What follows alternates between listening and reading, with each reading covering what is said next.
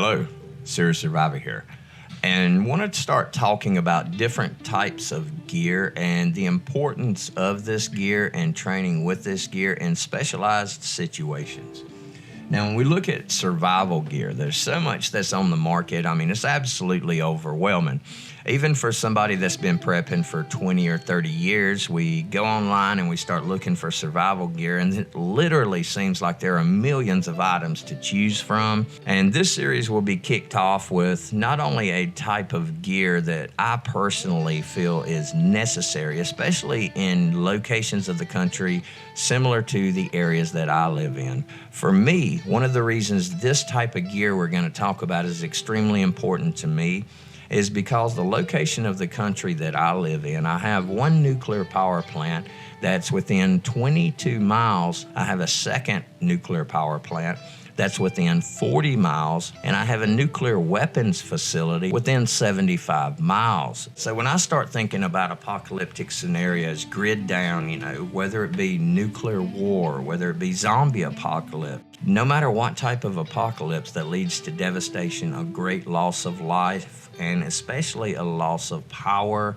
a loss of the modern day grid communications. One of the major factors that we really have to take into account are these nuclear power facilities, and not just the nuclear, but the gas refineries, the coal burning power facilities. Any type of facility that generates power is going to be in a difficult situation. Now, most of these facilities, especially nuclear and power facilities, are hardened, and they can withstand things like EMP pulses. They have to be built to a specific level that they're not just going to collapse the first time that some little something happens. And the problem is, when one of these facilities is damaged, it's not necessarily going to explode like a nuclear bomb. It's going to leak radiation, and it's going to contaminate areas within a certain radius depending on how powerful that particular plant was. And this brings into light the need for gear.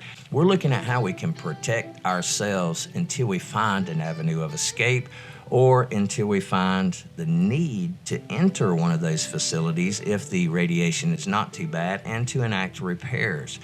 When the apocalypse happens, it's not like all of our engineers, all of our robotic experts, all of our nuclear technicians are not all of a sudden going to die off at once. Then we know that a lot of these people are going to have the know-how to repair a lot of these facilities, and more importantly, to keep them running if necessary. So what we're looking at here is the need for MBC or CBRN gear. Now, a lot of people are thinking that this is a huge amount of gear. It's going to take up a lot of space in my storage, but the majority of your MBC kits can be carried in a duffel bag if they're maintained properly. These types of kits are not just good for radiological situations. They're good for everything from a burning building to a dust storm. These are the items that you have to build this kit efficiently so that you will be able to operate at the safest state possible. Now, the difference between MBC and CBRN. MBC stands for nuclear, biological, and chemical. CBRN stands for chemical, biological, radiological, and nuclear. The main difference is the CBRN, the R on it for radiological, is more or less referring to the radiological agents that are dispersed by like a dirty bomb. So in essence, these are very similar. So first of all, the first thing you're going to need is a gas mask. The things you look for in a gas mask, though, are how well the gas mask seals on your particular face shape, the range of view you have out of your face piece, the inhalation resistance, how much resistance you feel when you're trying to inhale, the exhalation resistance, how hard is it to exhale, or does the mask seem to push out as you're exhaling because it has a large amount of exhalation resistance. Also, you're better off going with the kind that have a 5 or 6 point head strap, one that can hold the gas mask securely in place. I do recommend military mask over civilian mask because military masks are made not only to function well as a gas mask themselves, but to function in combat and high stressful situations.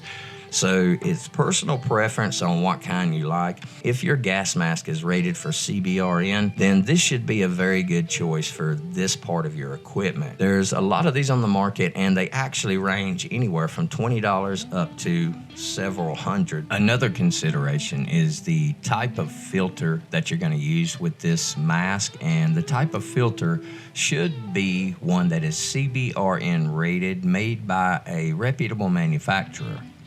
There are a lot of military surplus that have passed their expiration date, and there's a lot of debate as to whether filters will last past their expiration date or will not.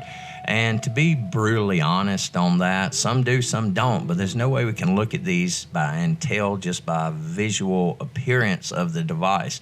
So the recommendation there is to use a filter that is not expired. In a time of emergency, then we do what we got to do.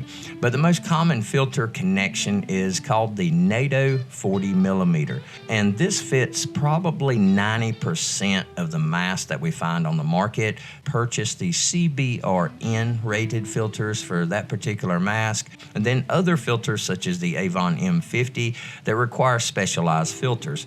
So my recommendation on this is to pick a mask that uses the most common filter type, that being the 40 millimeter filter cartridge.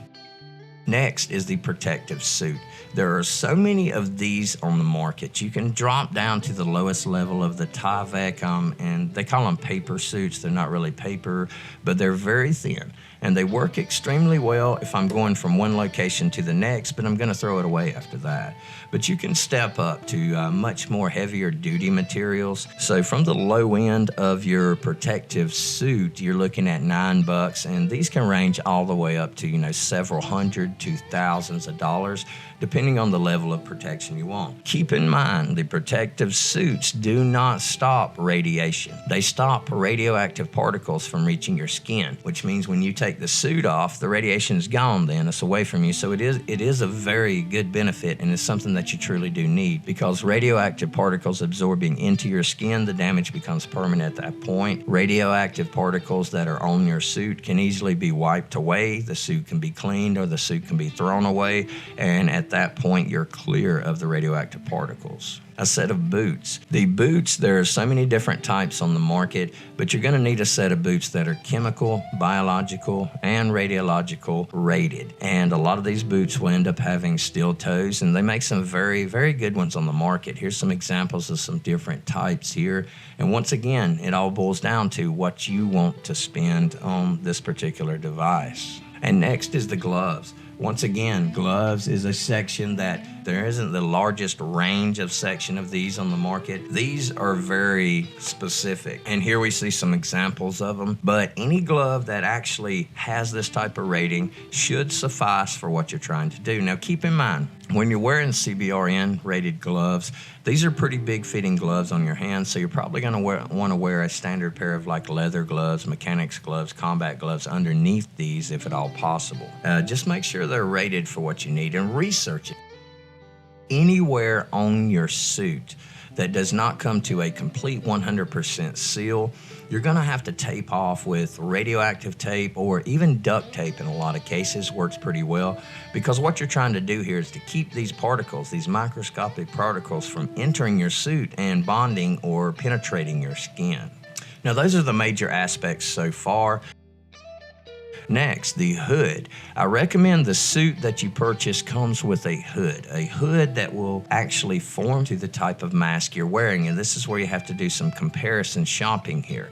And also along the hood, there are some masks that attach directly to the hood, forming a seal, but you may also have to look at some type of sealing tape and some type of sealing procedure to keep this hood in place so that you don't have these particles coming in through your hood, around your mask, and to the back of your head. Next, one of the things that are very, very necessary, and this is a radiation detector, and this can also be one of the more expensive parts of this.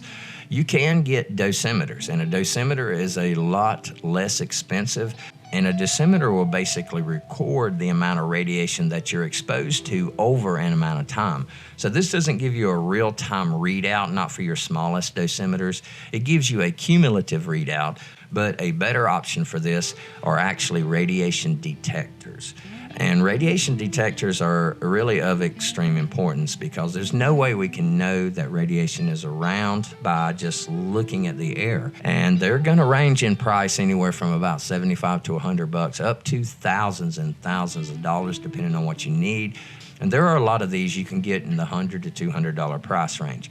But one thing you want to make sure of, and that's the fact that this radiation detector will detect alpha radiation. Alpha radiation, it will not penetrate your suit. It will not penetrate the t-shirt you have on, but it will attach to the food, to the water sources. So if we do not detect alpha radiation, we think we're safe because most radiation detectors only detect gamma and some beta. When I pick up this apple that my radiation detector didn't start beeping at because there's no beta or gamma radiation attached to it, I start taking a bite of this apple and then I'm putting alpha radiation into my stomach, and in turn I'm going to have some extreme difficulties which will eventually lead to my death. That's not to mention medication. I don't really want to get into the medication because everybody has different medical needs. So I just wanted to look at what we need. If you have all of those bases covered and you put all that into your duffel bag, then you have a radiological kit that will keep you alive in these types of situations. Everything from a burning house to a dust storm to a complete nuclear meltdown to a nuclear war, to any situation, chemical, tear gas, biological, you're safe at this point. So this is one of those things that can't say is an absolute necessity that I have to survive every day of my life, but survival tools aren't about using them every day. They're about using them when the need arises. And if I suspect an area is contaminated, what am I going to do? Just walk into that area and hope I don't die? Or am I going to use this equipment and play it safe? Do have to take risks in life, that is true, but if we can make those risks calculated risk, then we stand a much better chance at survival. So thanks a lot for watching. I hope you enjoy the video, and for now, Serious Survivor, out.